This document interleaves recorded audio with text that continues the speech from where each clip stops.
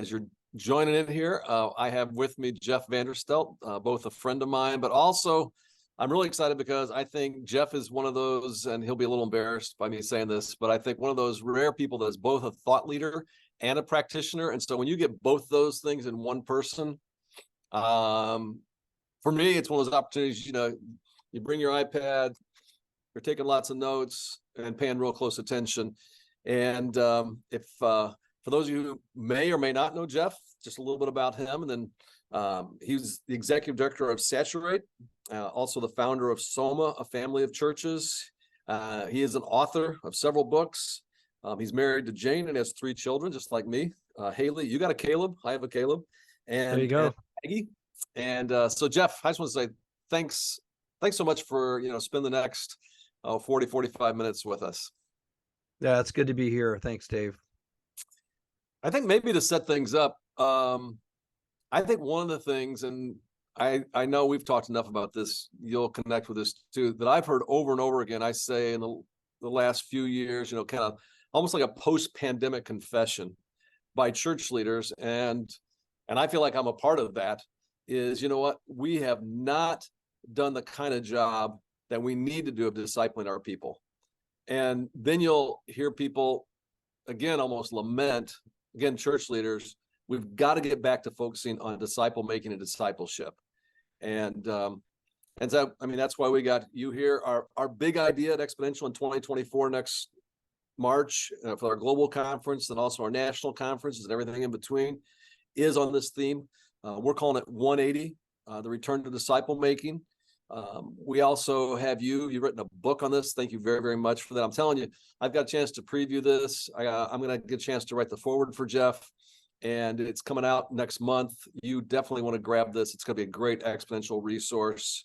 We're going to have a conversation around these 5 shifts that Jeff has identified.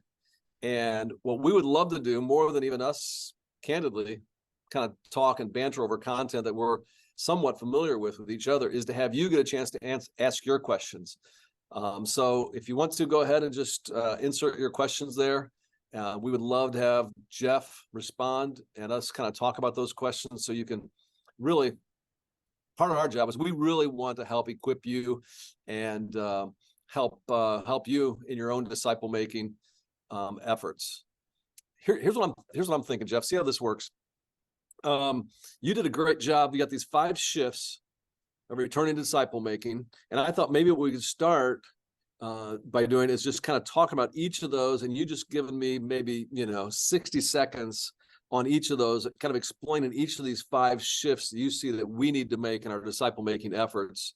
And we're actually going to do a number of these webinars, so we'll go in a deeper dive, but then we'll talk about those each a little bit in the next 40 minutes or so. So you talk about shift number 1. So give me a quick kind of big idea in this, a shift from reaching to making. What's that about? Yeah, the shift that we're talking about there is that oftentimes as church leaders, we're thinking about how do we reach more people? And that's really the wrong focus. The shift needs to not be on how do we reach more people, and it needs to move towards how do we actually make more disciples. Jesus didn't call us to reach people. He called us to go and make disciples who make disciples, who can obey everything he commanded. And in order to do that, we've got to actually know what a disciple is in order to know how to make one. And we got to know the process by which we go about making disciples. So not only do we need to define it, but we need to understand what it takes to actually do the very thing Jesus commanded, which is a much more of a process orientation than it is just an event orientation. And I think when we think reaching, we think get them to come to the event, get them to join a group, get them to be a part of something. But when we talk about making, we're thinking about a process of leading someone from dead to life spiritually, and then from into infancy and childhood, and eventually growing up to be a spiritual adult. So that's really what we're talking about in that particular shift. Okay. Because and then with that one, we're going to have fun with that one, because I think there's issues around ecclesiology, around our forms of church.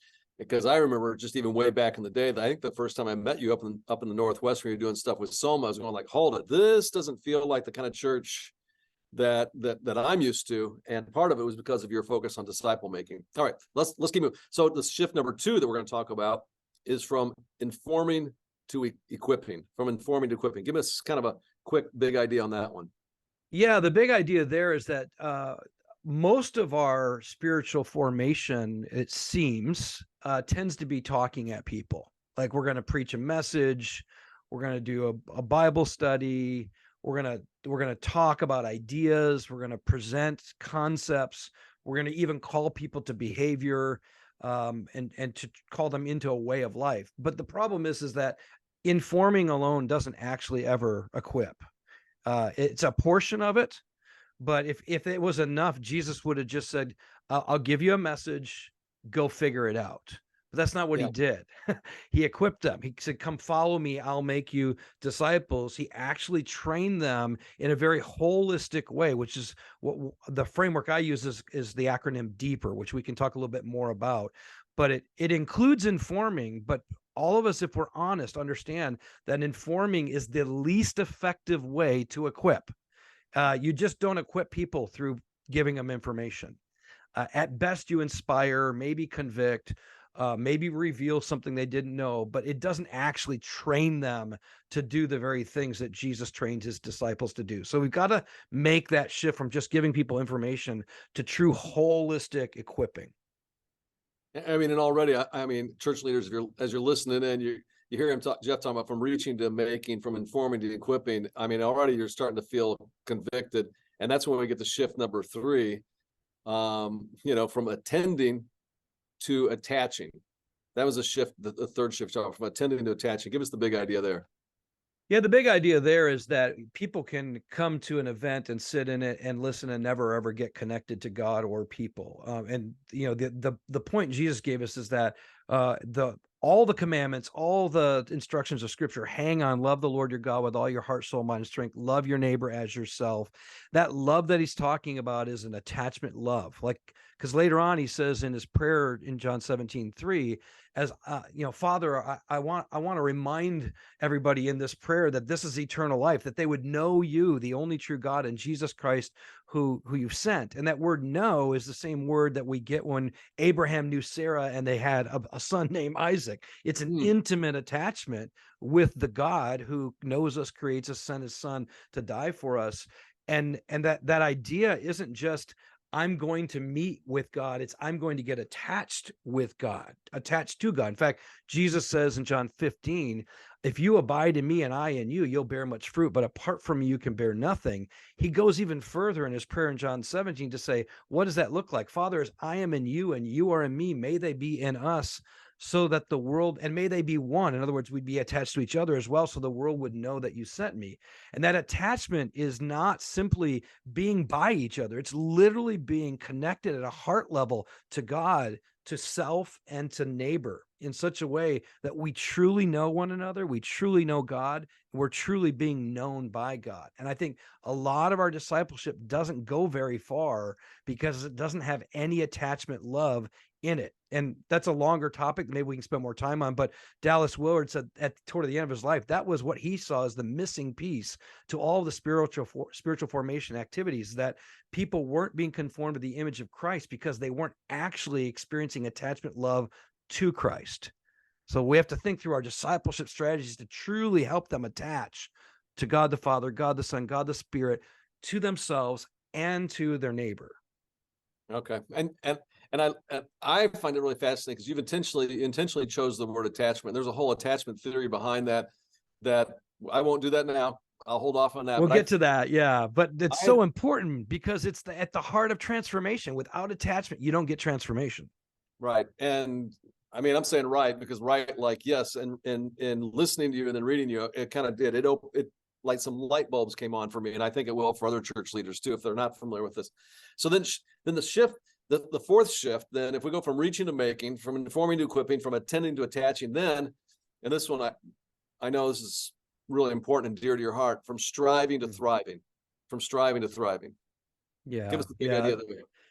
Well, everything that we're talking about, if it's done in the flesh, if it's done by the power, strength of humans, it's going to burn us out and wear us out. And as we've probably witnessed, and many of us maybe more personally, we've seen people's lives burn up, churches blow up, we are in a state right now in the North American church where trust is on a downward trend in terms of leaders, church leaders. More and more the next generation, they're not walking away from Jesus. I don't think. I just think they just don't trust the leadership of the church. And I think there's two reasons. There's many reasons, but it's two particular ones that I'm going to hit on in the book, and we're going to talk about in this time. And that is, we're striving in the flesh, not in the power of the Spirit. We've got to train people how to have a Spirit-filled, Spirit-empowered life and ministry, and not one that's just using marketing or strategies or fleshly approaches to the ways we do things.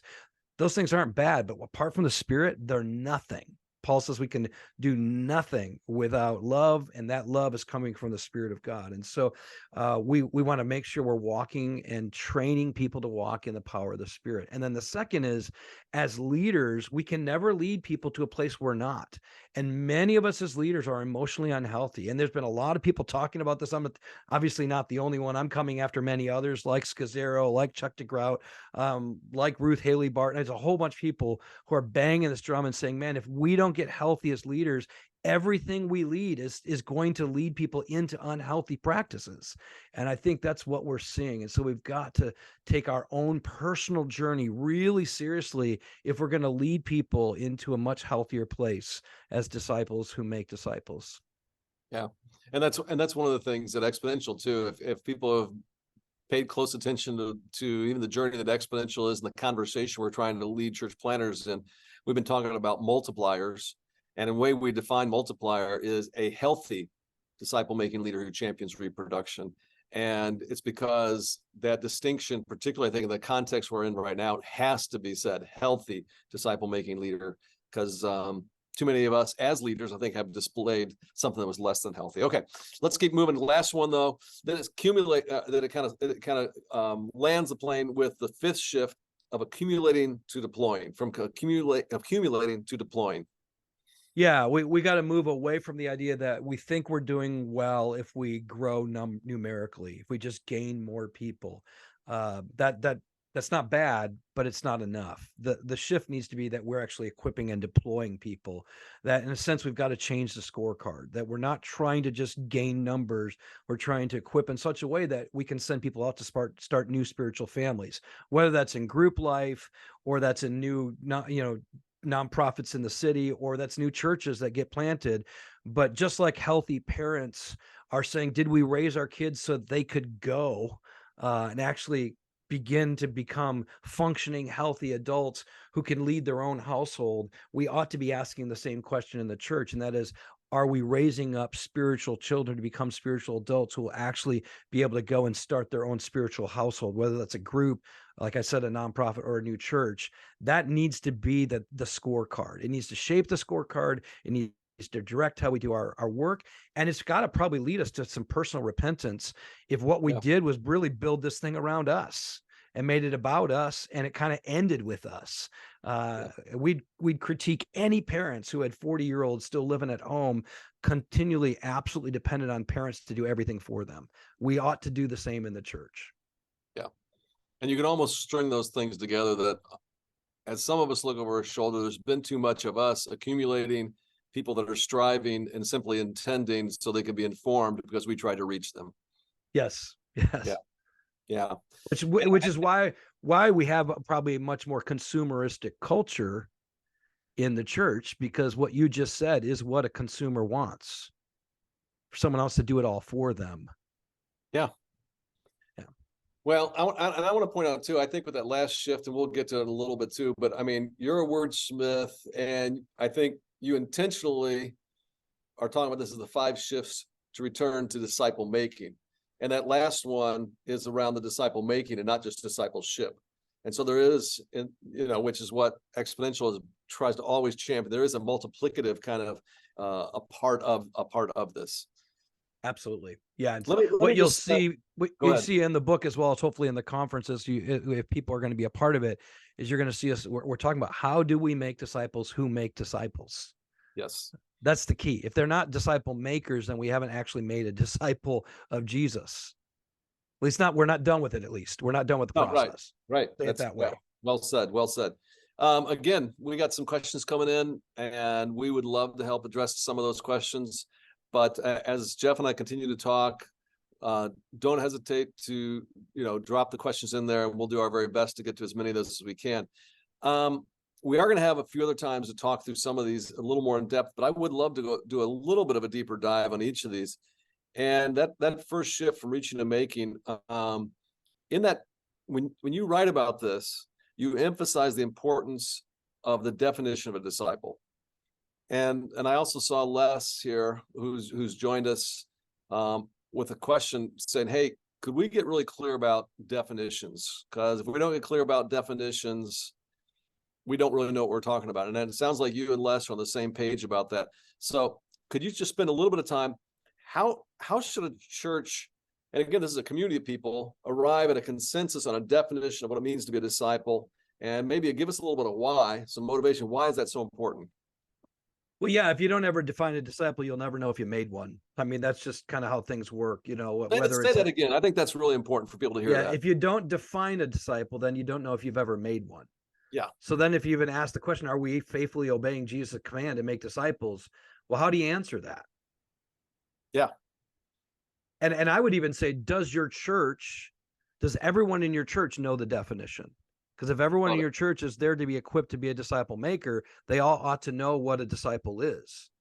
Yeah. Like it's not a mystery. Everyone knows this is what a disciple is, at least how we define it in our church. And we know then what it takes to make one. And we know if we're actually doing it, and we can actually define whether not what it is, as well as the process by which they're made.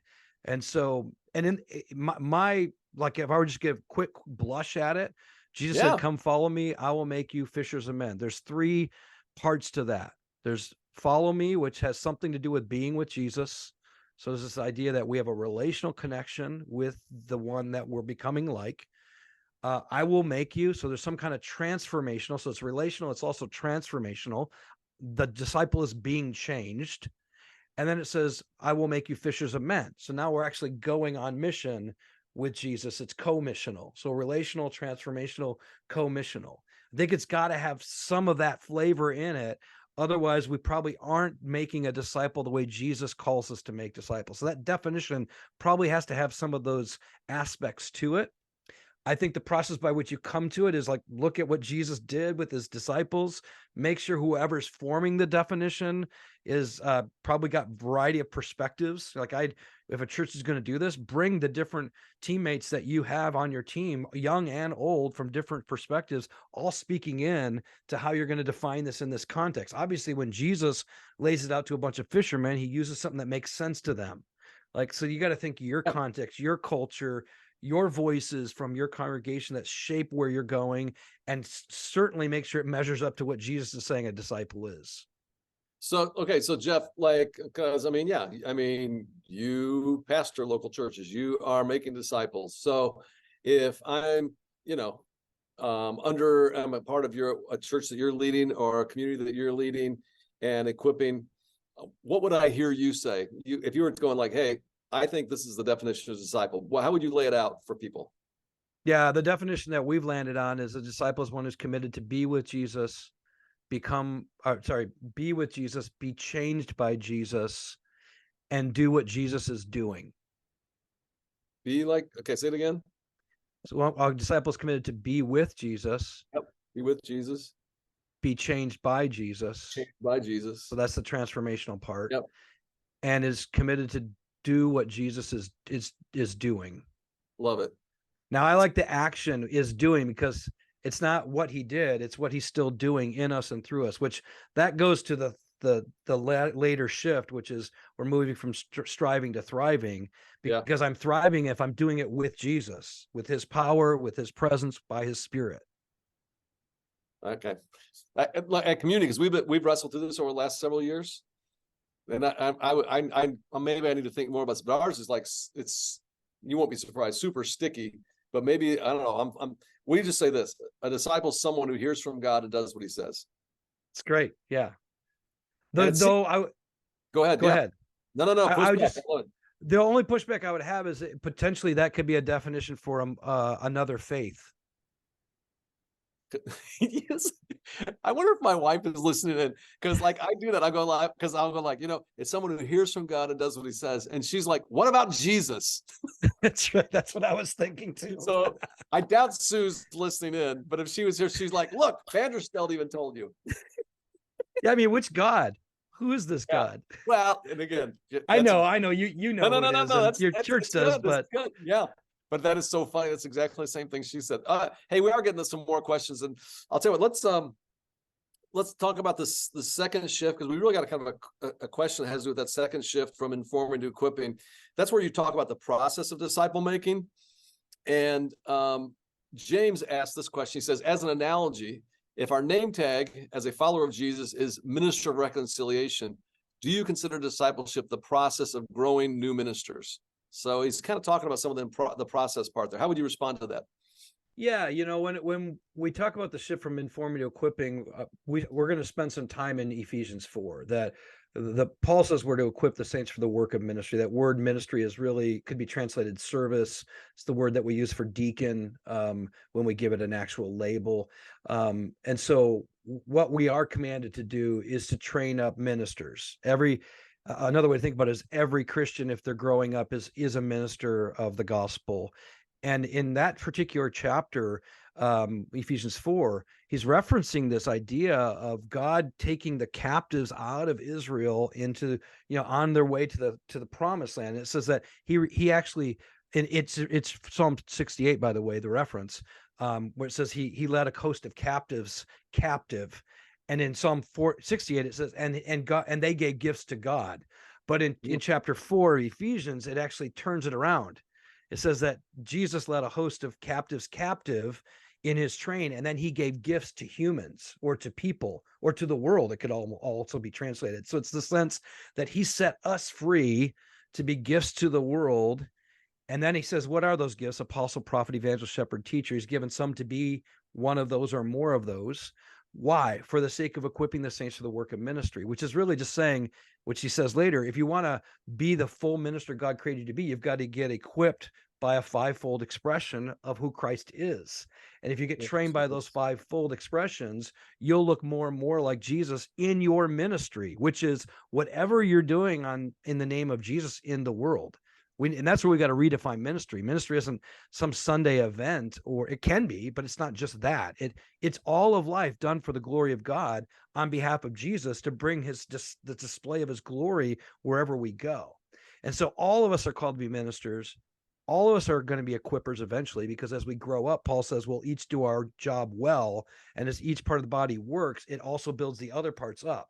So we start out being equipped for ministry, then we become ministers, and then we become ministers who keep equipping other ministers so that the entire body grows up into this ministry that God has for his church, which is the fullest expression of all that Jesus is in the world. And that's back in Ephesians 1, that if we do this, he will fill all in all with his presence through his body, the church. So that's why, and even in the equipping part there, we've got to realize we're not equipping them to run children's ministry. We might, that might be one thing, but church leaders have got to get out of this idea that we're equipping them to run our ministry. No, we're equipping them for their ministry. Yeah. The one that God set them apart for in the world. And so that 20-80 principle, like 20% of the people seem to be doing 80% of the work in the church. What we mean is the programs, maybe that's absolutely okay, because we want the rest of them somewhere else, not stuck in a building, So that's the idea there, is that we've got to, and then we can talk a little bit about what that equipping process looks like. But the big idea is everyone's a minister, everyone becomes an equipper. And when everyone's doing ministry, everybody's getting equipped. That's good stuff. We're getting more questions too. And so if you have questions, we have one in here about the small groups. I'll tell you what, before we kind of go there though, because I want to give you a chance, because I think I always like handles that help me go like, okay, how do I do this in the place where I'm serving and leading? And one of the handles, a great tool, is you give us this deeper model. And I think probably in another episode, we'll have a chance to go deeper, but just give everybody what that is real quick. I think that's super helpful, that the deeper model for equipping. Yeah. When I learned this over time, just or more intuitively, and then just began to see it all over the place in Jesus' work, that anytime he was training somebody to do something, he demonstrated it so you could see it. Okay, He I'm then, gonna help people get this. So this is actually an acrostic. Okay, yeah, DEEPER. And so the first one you said is he demonstrates it. Go ahead.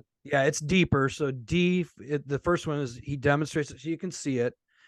Generally, they experience it happening to them. That's the next E. So something happened to them. So if it's like, hey, you know what? Some people had demons cast out of them before Jesus trained them to go cast out demons. Like they actually experienced right, it, or the right. disciples were around him when it happened. Like there was an experiential reality of this thing that he's going to train them to do. And then he explained it. This is how it works. And this is what most of us think equipping is I told them what it was. I told them what to do. They didn't go do it. I'm sorry. I did my best. It's like, no, Yeah. you didn't. That's not good equipping. The sun's shining on me. Hold on. No problem. I'm in the Pacific Northwest. We're vampires. We're not used to this. Oh, there. That's better. There you go. So demonstrate so they can see it, experience so they can feel it. Then we explain it so they hear it. And then we want to get them to practice it. They've got to go now do the very thing we're asking them to do. And not just once, over and over and over and over again, which will then expose. That's the next E. It'll expose what they believe, what they don't believe, their ignorance, their inability. And really good training always brings exposure. Anybody who knows, like has been a coach in sports, realizes what you're trying to do is expose the parts that still need to be developed. And so Jesus did this all the time. He would try to expose the hearts of the disciples through what he did, or what he led them to do, or what he sent them out to do. And then the last one is that we reflect on it. We take time to say, what was it that you learned? What would you do differently? How are you going to try this differently the next time? What are things that you still don't understand? So Jesus would pull his disciples back and they'd do reflection. And we want to do that over and over and over again. We want to reproduce that process or repeat that process until they can go reproduce it in someone else. Then we know that we've trained them. I mean, I love that kind of stuff. I mean, as someone who wrote the Blessed book, begin with prayer, listen, eat, serve. I mean, I think given our people simple handles on like that, going like, no, here's how you do it, that are sticky. I think the extra, and I'm grateful for you, the extra effort you put into going like, okay, how do I make this something that people could literally, memorize so they could do over and over again? So I'm telling you, in your churches, I would encourage, I mean, that alone is worth getting this ebook or a trip to Exponential, just to have that, to take that back and say, hey, here's how you equip.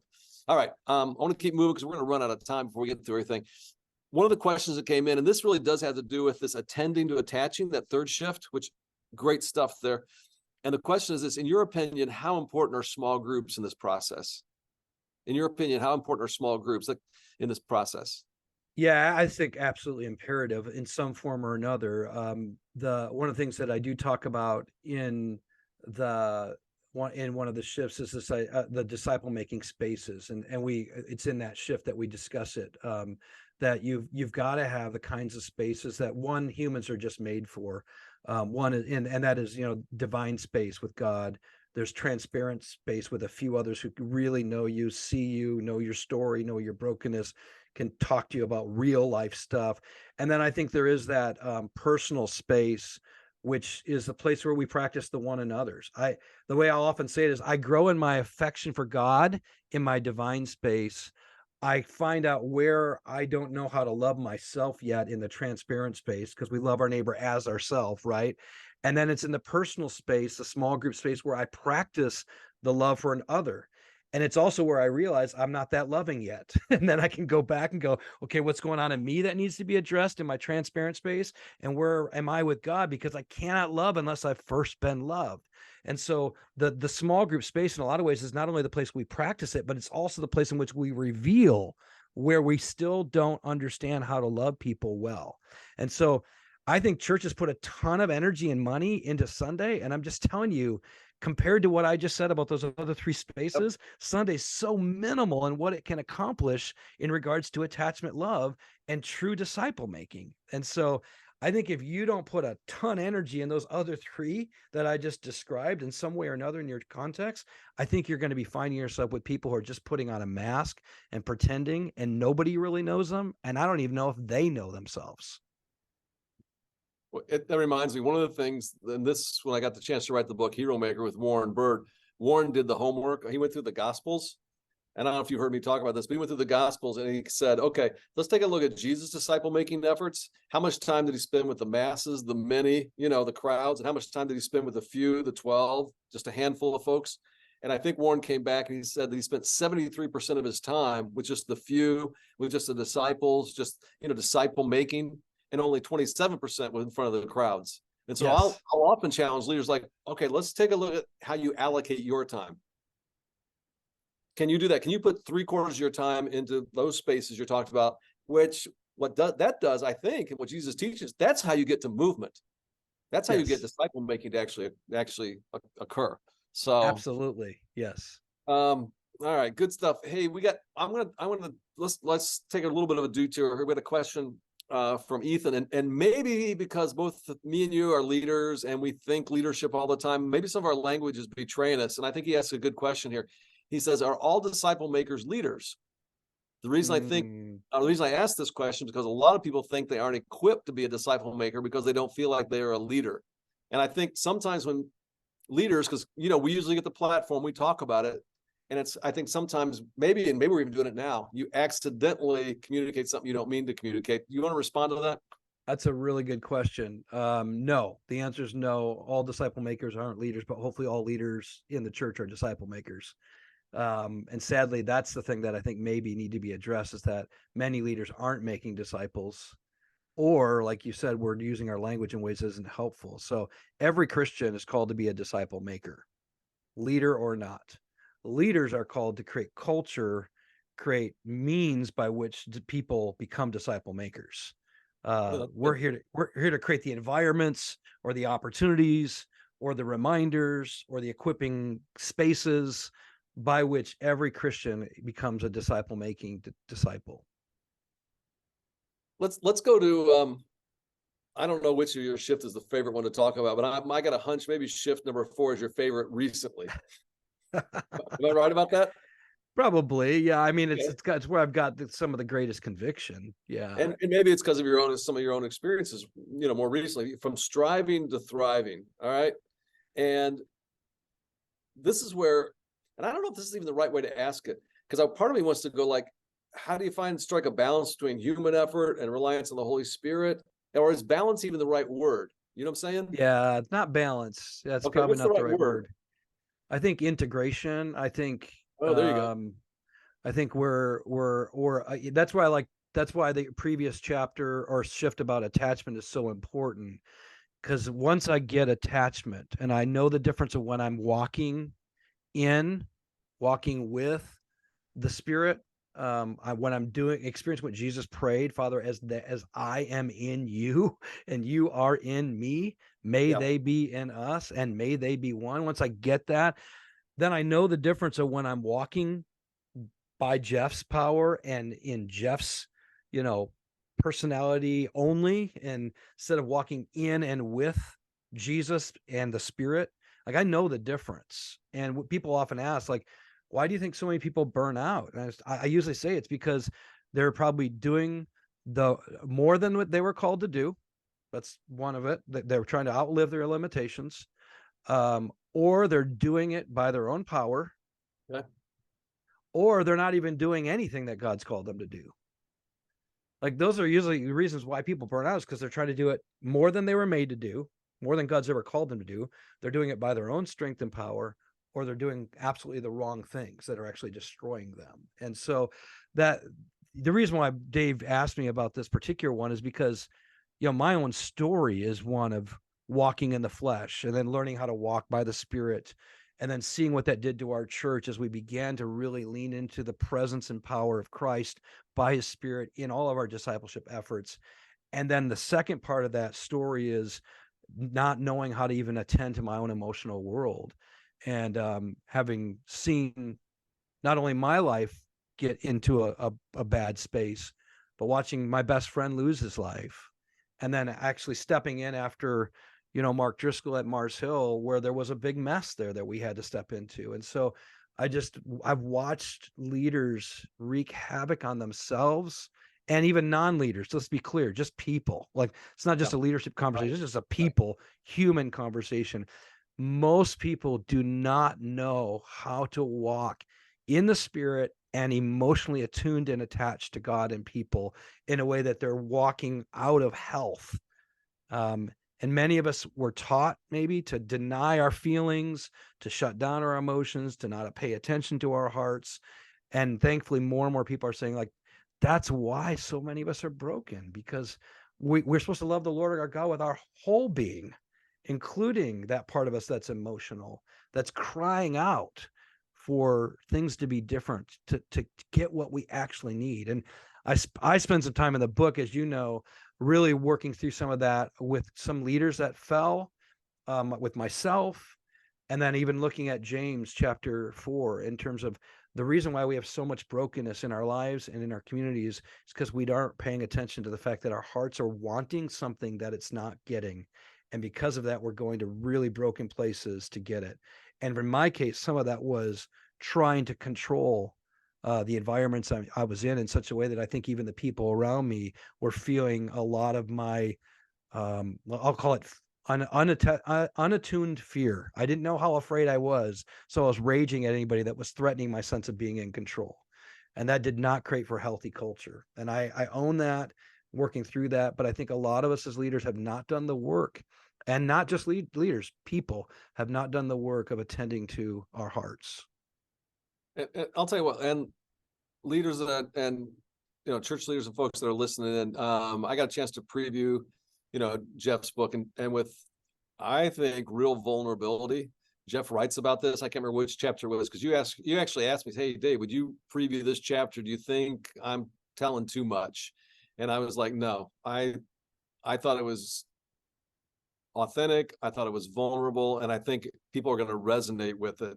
And if I'm not mistaken too, I think we kind of even shifted when you're going to speak at Exponential to this session, right? I'm giving that talk. That's right. Yeah. Yep. I'm telling you, and again, I mean, you can take this as a commercial for Exponential if you want, but it's not just a commercial for Exponential, because it looks like we're going to sell out no matter what, by God's grace. But if you haven't got you want to, I mean, it'd be worth the trip to Orlando just to hear Jeff on this fourth session talk about kind of some of his own experiences, some of the things that he's learned, and how all of us need to kind of make that same shift from striving to thriving.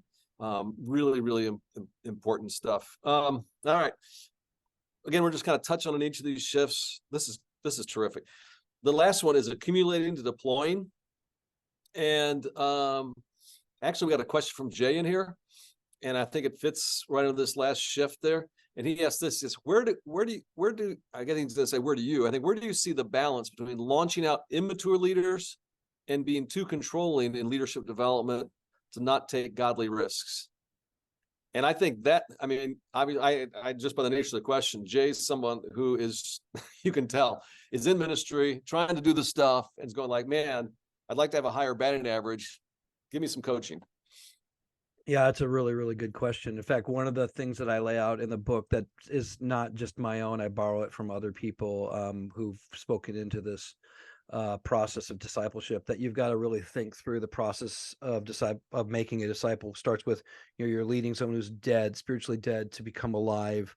Then they're an infant, and what do we do with infants? We give them pure milk. We teach them how to speak and have a voice, and then we move them towards being a child. And what does a child do? They learn how to, like, be a part of a family and care for one another in that family, to love one another. The one another's are there, but we want to move them to a spiritual young adult. And a spiritual young adult is one who's getting apprenticed into adulthood. That's really what we're doing. And so we've got to create spaces in our context in which people have the freedom to fail. That's what an adolescent is. It's like, it's someone who's trying to figure out how to be an adult, and they have the space to fail. It's the safest place. It's where they still have authority over them, where their failures are not going to destroy their life.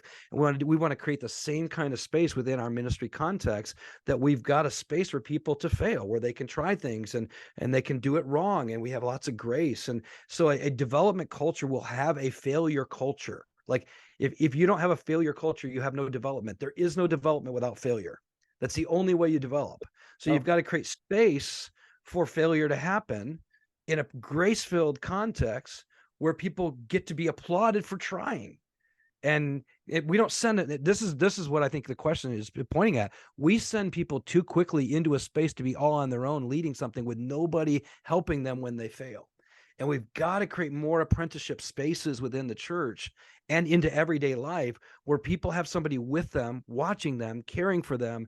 They can step out, they can fall, they can, like Peter, go underwater, and Jesus is going to pick them up and pull them up. You've got to always have someone who can pick them up.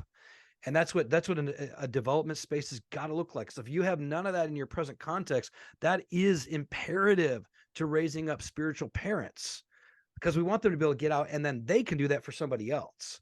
And so, great question. I think sometimes we're too quick to throw them into the deep water, but sometimes we don't throw them into any water.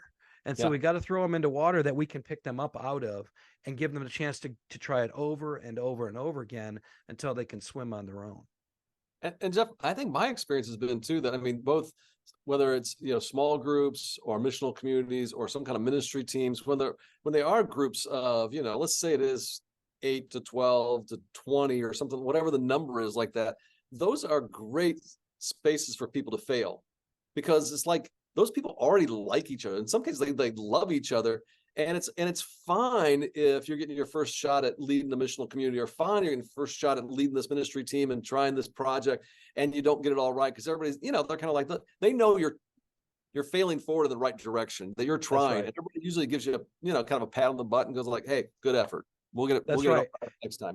That's why that deeper acronym is really, really helpful, because you want exposure to happen, which is a form of failure. That's what it really is. And then you take time to reflect on it. You're like, if the person knows I'm expected to try, I'm likely not going to do it right or well the first time, and I know we're going to take time to reflect on it and look at how we can do it better the next time, then everybody's going to have a lot more courage to step into the try. But if they think everything's got to be done perfect and amazing the first time, most people are not going to step into that. And this is where the Sunday expression of the church can undermine what we're trying to do in creating a development culture. Because if all they see is something that's really polished and put together, not that we shouldn't do things well, but if that's all they ever see and that's all they think church is, or what the church is going to be about and do, most are going to say, I could never get to that place. So you got to have a lot more spaces where people see people trying. And one thing we even did in our Sunday gatherings, we would try to create a story section every Sunday, so you could have a real person come up, tell their story about how they tried to share their faith, how they tried to invite their neighbor over. And we didn't want just success stories. We wanted fail stories, so they could realize that's part of the process of being equipped. That's great stuff. I'll tell you what, we're getting close to being out of time here, but I'm going to throw a couple more if we can. How you doing on time? You doing okay? I'm great. Okay, let me. Roger's got a question for you here, and this is really kind of a coaching question, so perfect person to ask. He says this: I'm working with older churches that have no one modeling how to make a disciple. As it is, it's extremely difficult in putting new wine into old wineskins. I feel like I need to encourage these older congregations to give rebirth. But do you think it's possible to shift older congregations to discipleship, or to start over? I absolutely do. And the reason why I do believe it's possible is because I'm working with an older congregation right now. The majority of the people are in their 60s.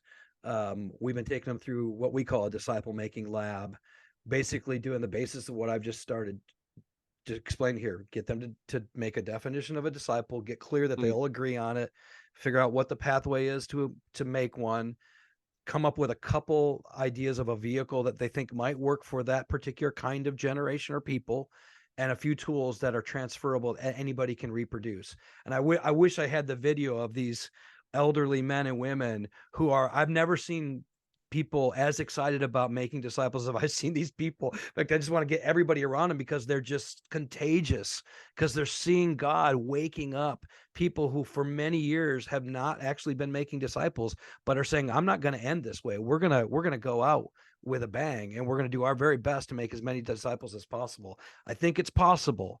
It's harder the longer you go not doing it, without a doubt. Yeah. But I think in this case, you can teach an old dog new tricks. Like, I think if you got the Spirit of God in you and you have the Word of God and you have some people who help guide you through it, I'm convinced you can help an older church or even a dying church experience new life and actually transition towards this. I will say the cost is high, in the sense that leaders have got to be absolutely convinced that they're going to do whatever it takes to help the people of God be obedient to Jesus' command, even if it means losing some people, because you will. And that is the reality. So, and Jesus did as well. But I'm convinced it can happen. I do think it's good to reach out and say, who do we know that's doing it well, that we could maybe have come in and guide us, coach us. Probably do need to pray that God would send some workers to the harvest that are good examples. There are people like that are willing to step in and say, let's show you what this looks like, because you got to be able to see it. Back to that deeper acronym, someone's got to demonstrate it. So if you don't know, if you don't have anybody like that, pray that God will send them, actively recruit, even reach out to people like me or others who can say, let's help you. Let's help you get what you need to transition your church toward that.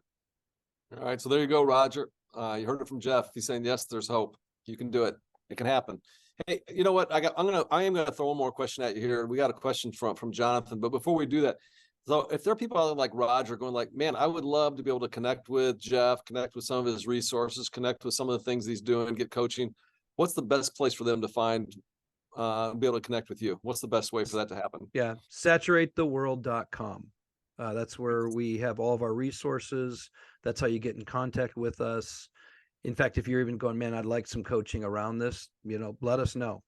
It's one of the things we try to do. So saturatetheworld.com. And I'll give everybody a little bit of a heads up too. So if you're a part of the exponential community, this will be our 2024 big idea for the year. And in fact, I don't know, are you in studio with Right Now Media yet? Has that happened? It's happening in December. Okay, so in December, Jeff's going to go in the studio. He's already written the book on these 5 shifts. He's also going to film 5 videos, and these videos are designed to go with each of these 5 shifts. So at your church, you could actually, I mean, candidly, you could teach it. But then when your small groups, your missional communities, because Right Now Media does a brilliant job with this kind of stuff. They'll take Jeff's videos. They'll be about 12, 13, 14 minutes long. And then they'll give you a discussion guide to go along with it, which also will lead you toward application and living it out. And you can actually begin to deploy this and use all of this we're talking about in your churches. So that'll probably come out at our conference in March, but just, give you a little heads up ahead of time on that one. Okay. Jonathan's got a question. And I know I'm watching the clock here because we're going to go into OT, but everybody seems to be hanging. It's okay. Yeah, we're good. It says, have either of you gotten to a point in ministry when you feel like your processes haven't been resulting in mature disciple-making disciples? I'm sure that's never happened to you, Jeff. Could you talk about an example and how you were able to go about making adjustments? See, this is a great question, because I think sometimes folks like me or you, we get on here and we kind of, and we do have some things that have worked, like the deeper stuff. I mean, when you actually do it, it actually does work. But I think people kind of think you do it one time and then like everybody buys in and it's done. And if your experience has been like mine, it comes in waves. There's like seasons where, man, it feels like we're crushing it, and I got stories to tell, and other seasons you're going like, oh my goodness, what is happening? Talk about one of those times for you when going like, no, didn't feel like it was working, and some adjustments you needed to make. Yeah, I'll talk about the more recent one, which is, some of I stepped into what was the live preaching campus of Mars Hill. We planted a new church out of it called Doxa in Bellevue, Washington. I put into practice all these things that I'd been doing for years, put together a disciple-making pathway, train them in the gospel, how to share their story, making Jesus the hero, how to do the blessed rhythms, how to do it. I mean, everything that you're going to read about it that I've probably ever written, I think I did it. And it just was like, it wasn't happening. I mean, people are very busy. People were overwhelmed, didn't have time, and all these things. And we had to step back and go, what are we missing? What's lacking in these people? Because they're intelligent. They, I think, have the heart to do it. I think there's a desire there. What's lacking? And we discerned that many of them did not have the skills to abide in Christ. And so we had, in a sense, in my definition of a disciple, I said earlier, we were helping them do what Jesus is doing, but they didn't know how to be with Jesus in the ways that I think they needed, like silence and solitude and fasting and Sabbath, and a lot of these things that fuel the life that we were training them to live. And so we basically just said, for 3 years, we're going to pick a spiritual practice every quarter We're going to teach on it from the stage, going to capture that on video, put that into our Doxa app that we use for all the things we were training our people to do. We would give them at least 4 to 5 ways they could begin to practice that particular spiritual practice, like solitude, to the point at which they could get to a level that it was a normal part of their life.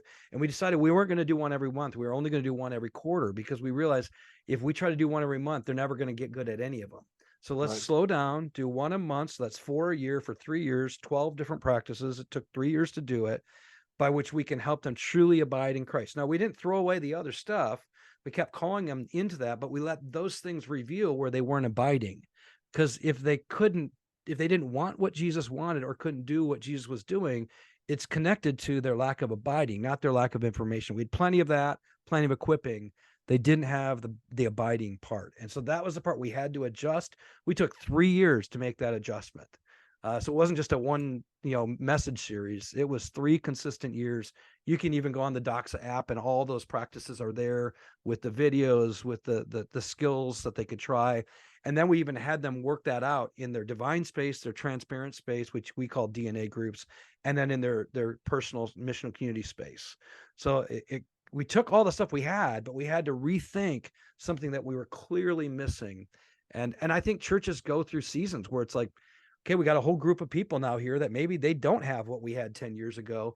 Let's rethink this. We might have to revamp, or we might have to go back and do what we did at first. So the church is a dynamic reality. You just can't keep doing the same thing forever and expect it to produce the same results. Yeah. So there you go, Jonathan. Yeah. I mean, any of us that are leading churches, small, large, in between, we all go through it. And there's kind of a grind to it, but it's worth it. It's worth it to stay after it. So, Jonathan, thanks for what you're doing where you are. Hey, we are a little on the OT. I just want to, first of all, say thanks to Jeff. Honestly, it was probably, I don't know what it was, how many months ago, as we realized this is going to be our 2024 big idea. Our exponential team was talking, and the person that we're going who'd be the best at this? If we can get Jeff to write the book, to film the videos, to help inform us on this, we would love to have him do it. And Jeff was kind enough and passionate enough about this topic that he agreed to do it. So a very sincere thank you, Jeff, for your commitment both to the church, but also your commitment to Exponential as a vehicle for, trying to, that 16% mission of seeing, more than 16% of the church in the United States reproducing and multiplying. And all of you, thank you for joining us for this 180 webinar. And I would love to see you at our global conference in sunny Orlando. That'll be March 4th through 7th, 2024. And last year we sold out earlier than the year before. And this year we're already, I think, what did Jason tell me? We're 15 or 20% ahead of what was last year. So if you're serious about coming and bringing your team, I would encourage you, get your registrations in by the first of the year, because we could sell out by then. We'll have 5,000 plus leaders there, over 150 workshops that'll give you, where the main stage will be the inspiration, the motivation. You'll want to take the hill. The workshops will give you some of the stuff like you heard today, some nuts and bolts, practical how-tos, and you want to do that. If you just go to exponential.org /2024, exponential.org/2024, you can register, and would love to see you there. All right. Thanks again, Jeff. And thanks all of you for joining us. See you later. See ya.